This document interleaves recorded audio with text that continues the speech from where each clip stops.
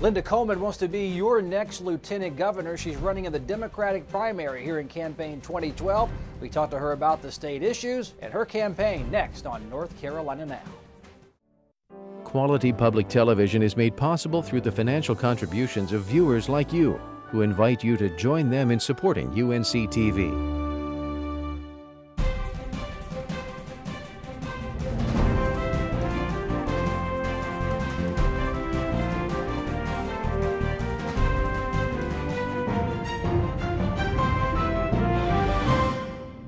Hello there, I'm Kelly McCullum. This is a very special North Carolina Now episode tonight. We are interviewing the major lieutenant gubernatorial candidates in North Carolina, and Linda Coleman, you are certainly a major candidate leading the Democratic primary field as we talk here in mid-March. Thank you for being on the show. My pleasure. Let's talk about the issues. Let's talk about you. Okay. Tell us about your experience. There are some high undecideds out there. Who is Linda Coleman, and what brings you to run for lieutenant governor? Well, let me just say that I was born and raised in North Carolina, received my education here, raised my family here, and had a great career here. I've been in politics for quite a while. I've served in state government for over 30 years. I've served on the Wake County Board of Commissioners. I've chaired that board, served in the legislature, was elected 3 times to the legislature, and accepted an appointment from Governor Perdue to head up the Office of State Personnel. I want to be the lieutenant governor because I want to bring back jobs to North Carolina, and I feel that I'm the best person to do that. I will tell you that we need to focus on the issues that are important to North Carolina. Let's go right into your campaign. You're calling for a rebuilding of our state's economy using a fresh approach to economic redevelopment. There are a lot of ideas and theories out there. What is your idea for economic redevelopment, how it should look? Economic development should take the shape of bringing not only companies to North Carolina, but industries. We've got to take that approach and not just recruit specific companies, but industries. That's what's going to help build North Carolina's future. We also have to include innovation and creativity, because that is what is going to give us the competitive edge. We need innovation not only in our educational system, but in the jobs as well. We've got to build a culture of innovation so that we can compete not only with other states, but with other nations as well. How does that sit with you when you pick up the paper like the rest of us and you see that one individual corporation has received tax abatements or tax credits in exchange for jobs in North Carolina, be your individual company? Are you opposed to that outright? No, I am not opposed to that outright. I believe that we have got to be a player. We have got to provide incentives. If other states are doing that, we've got to get in the game. And if incentives is the name of the game, we've got to play. We've got to have rules now. I don't say that we've just got to have incentives, but we've got to have rules around the incentives. For instance, we've got to make sure that if we give a company an incentive, they've got to stay here, they've got to build some jobs here, and they've got to have some good paying jobs here. If they leave, those incentives, those tax incentives go away. Let's talk about your vision for moving towards recruiting entire sectors. What sectors do you see that North Carolina isn't engaged in, but they could be a leader in America? Of course, biotechnology is becoming really big in North Carolina, particularly in our Research Triangle Park. Our schools are engaged in that. We have NC State who's highly engaged in that, as well as North Carolina Central University. Biotech is one. Manufacturing is making a comeback as well. So whatever sectors are involved, we have to make sure that we are providing the training that's needed, because no sector is going to move here unless we have a well-trained workforce who can provide the kind of skills that are needed to do a great job. What happened to manufacturing in North Carolina? I don't think that we kept up technology-wise, and I don't think that we always give the incentives to companies who already exist. We can recruit new companies, but we've got to do something for the companies that are here to make sure that they stay here. I was noticing on your campaign website, you're very clear to say we as North Carolinians and as legislators should be looking 30, 40, 50 years out. Of course, political cycles are here and now, and if I don't have a job now, I'm not worried about next year, much less 30 years from now.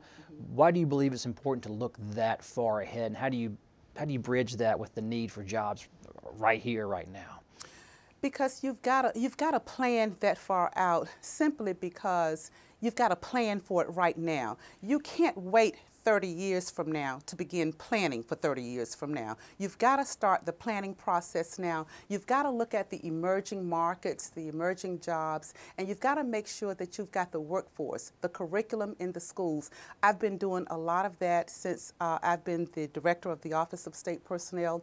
One of the things that I have done is to form a consortium, and that consortium consists of the Department of Commerce, Workforce Development, the Employment Security Commission, the Emerging Issues Forum, the Office of State Personnel, the Community College System, and we're looking at functions in the job market in terms of recruitment and selection. How do you recruit high talent? We're looking at performance issues, pay for performance. We're looking at employee engagement, compensation systems, because that is a system that you have to look at. You can't look at one of those pieces alone and think that you're going to have an economic system that is engaged, that will attract jobs to North Carolina and retain those jobs to North Carolina. We're going to build in learning and development along with that. We're going to be looking at creativity and innovation. And what we're doing is trying to bring all of these people together, all of these businesses together, because one of the things that we have to do is we have to build partnerships. There is power in partnerships. We've got to do the collaboration. You've got to bring all of the sectors together, from government to the private sector, to education, to finance. You've got to bring everybody to the table, because if one person or one group is missing, then that piece kind of throws everything out of kilter later on. So that's one of the things that we're looking at. But to look at that, to look at the emerging markets, what's happening in other states, to be competitive, what it is they are doing, and how can we do it better. And as we look 30, 40, 50 years out, you're looking at people who are my children's age, laying that foundation for a new type of North Carolina worker. But there are hundreds of thousands, millions of folks who are caught in the current economic ordeal, current manufacturing crisis. And a lot of people think you can't teach an old dog new tricks. So what do you do with the folks who are trained in the ways of the 80s, the 70s, and the 90s, and keep them viable while preparing the kids for what's coming down in the years 20, 30, 40, and 50? I will tell you, that is a real challenge, but it is something that we are looking at right now. And that's a great question, by the way, because we really have generations in the workplace right now. We've got 3 to 5 generations in the current workplace. And number one, you've got to be technologically savvy to some extent. You've got to at least embrace technology, even if you don't know all of the ins and outs on how to use Twitter and how to send out merged mail or whatever. But you've got to be able to do that, and you've got to make sure that you are going back to school, or at least taking some courses that will get you where you need to go. At the same time, you've got to be able to attract young people to the workforce. Young people are not going to enter a workforce where there is no technology, or where the technology at least is not up to date, because this is how they communicate. And we've got to learn how they communicate, and to bring them into an environment where we are saying to them, we understand what your needs are, and we also know that they're not going to stay with us for 30 years like some people do now. So we've got to build a workforce that will allow people to come in for 3 to 5 to 7 years and know that they're going to go out. We've got to make sure that we are transferring institutional knowledge. We've got to make sure that we are building a workforce that will teach our kids how to make a living by being entrepreneurs, because that is a really strong spirit among our young people. So they will go out and try new jobs, and when they don't succeed, they will come back to the workforce, to the regular workforce, and then they'll go out again, they'll come back again. But we're going to have a workforce like that. It's not going to be as stable as the workforce that we've known all our lives. Now, moving from worker training, of course, there are community colleges all over North Carolina. It used to be tech schools or technical colleges. What kind of job are they doing right now? I will tell you that we have one of the best community college systems in the country. It is one of the largest community college systems in the country. We have a community college within driving distance for 95% of our population. And they are doing an excellent job, because when the economy tanks, people will go back to school to gain new skills. And so our community colleges are really burgeoning. One of the problems community colleges is facing is with the FTE, the enrollment increases, the funding for enrollment, because some courses cost more than others. We know that we have a deficit in terms of our health care, and those courses for nurses and in healthcare cost more to fund than your courses in perhaps automotive or business administration. And so we've got to look at a different way of funding high-cost courses, and ones that make and truly make a difference and will help to move our workforce, because we're having to get nurses and other healthcare people from out of state or wherever we can get them, and we're having to pay high dollar to get them. Is that a job for someone like a lieutenant governor or the House and State House and Senate and governor, or from an accountability standard, do you look at the community colleges and say, where are your plans that we can help you? How do you see that? Top down, or do you see it campus by campus? Oh no, I see it. I see it's top down for the Department of Community Colleges, and I will tell you that the community college system is important to the Lieutenant Governor, but it is also important to both the Governor and the General Assembly.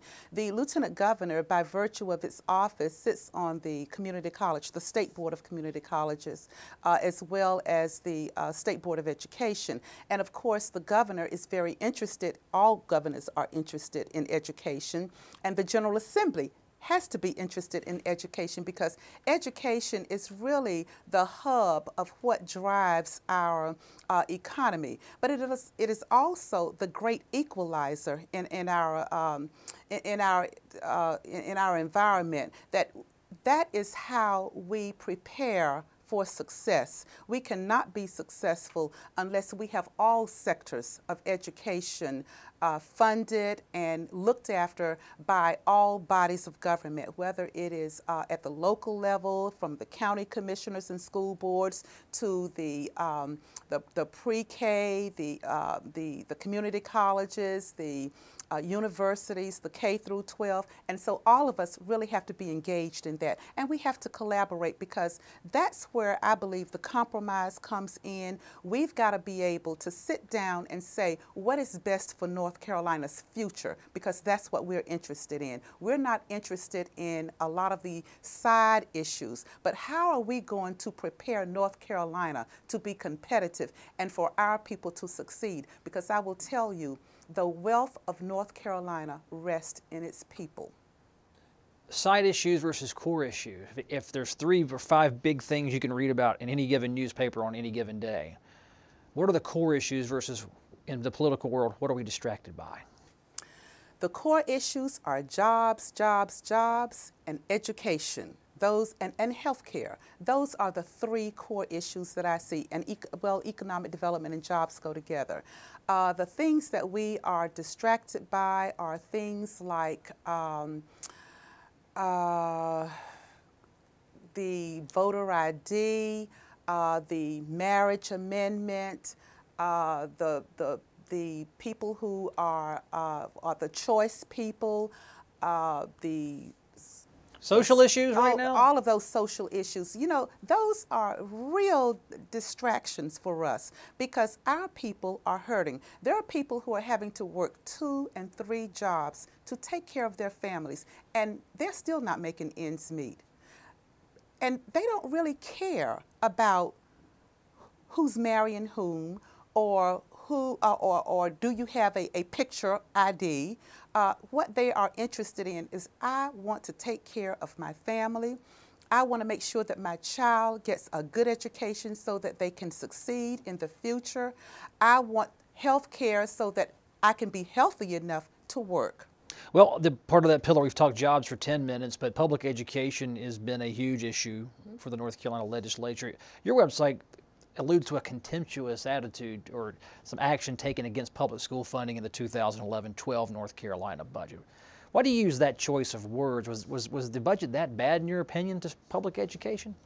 Absolutely. Absolutely. When you cut funding to education, you cut off part of North Carolina's future. And I believe that that is the wrong thing to do. What we've got to do is to make sure that we prepare our kids for success. And when we prepare our kids for success, we prepare our state for success. We do not want our children going somewhere else because we don't have the jobs here. We want to make sure that we grow our economy. So we've got to grow our people, and we grow our people by offering them the opportunities. They should not be cut off by the access to education should not be cut off for them. I think this General Assembly did a horrible job with education. I don't think that's any secret anywhere. Anybody will tell you the funding was not what it should be. Even before well, I've seen cuts coming down from Democratic leadership, and now Republicans took over and continued the cuts to the school budgets. And besides, the GOP is going to argue the difference between their proposal, what they passed, and the Purdue proposal was 0.5%. Was that half of 1% a number you agree with? And if so, was it that damaging to have a half of 1% difference in public school funding? I think that what happened in this General Assembly is that you cut the teachers and the teacher aides in the classrooms, and if you don't have quality teachers in the classroom, you're not going to provide the infrastructure for the kids to have a good learning experience. And so therefore, you're cutting off access to education. Your campaign says more funding for public education or more financial support, but you want more accountability. Yeah.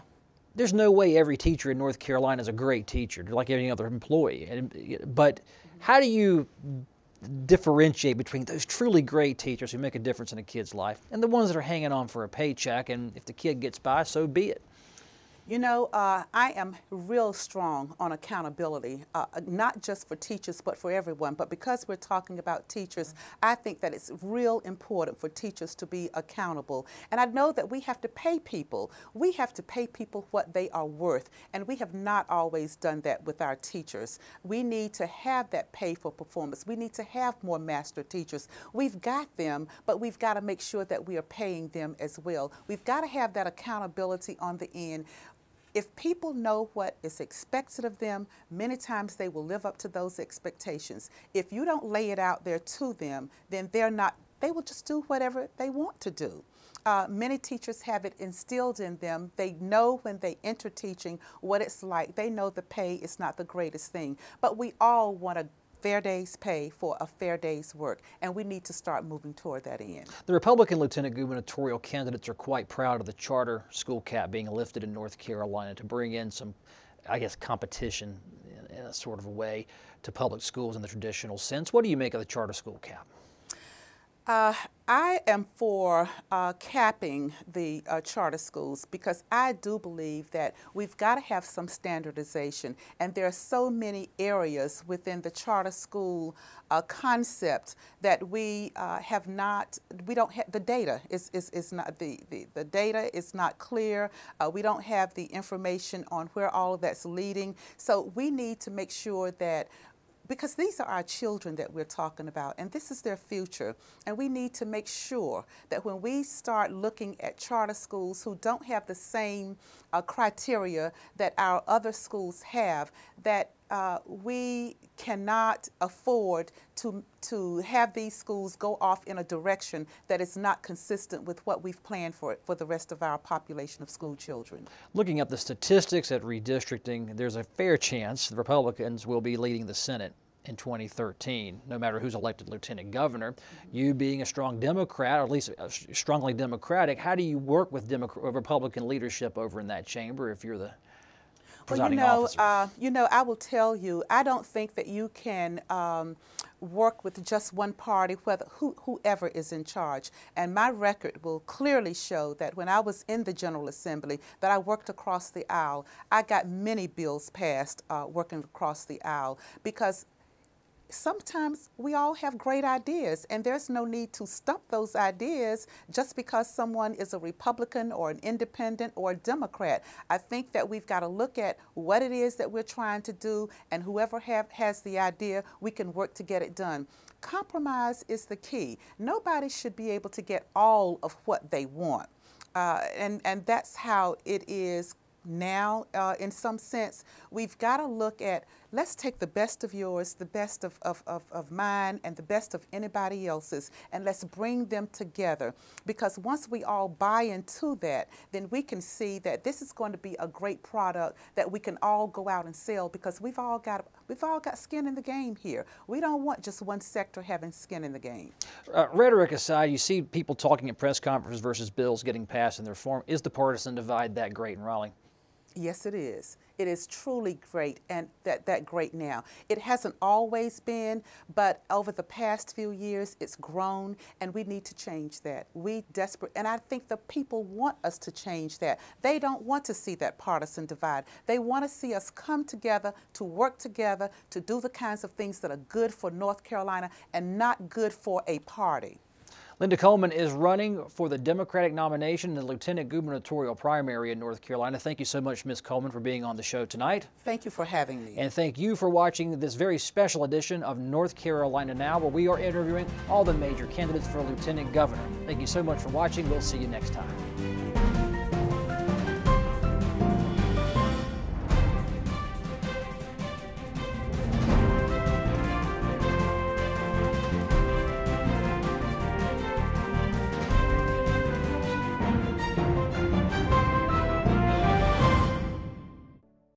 Quality public television is made possible through the financial contributions of viewers like you, who invite you to join them in supporting UNC-TV.